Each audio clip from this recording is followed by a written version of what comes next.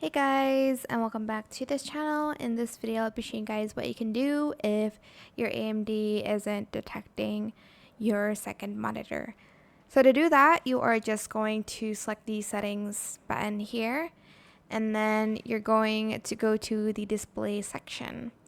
Then you are going to select the enable clone on your device, and you're just going to basically adjust the settings here. My AMD already detected both monitors, so it's here.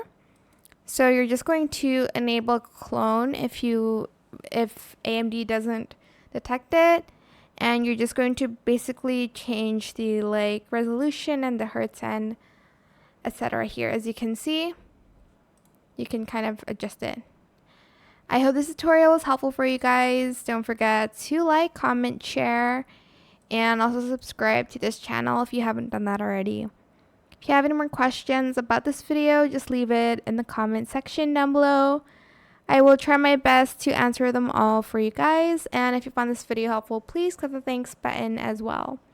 That is it. Thank you so much for watching. Bye.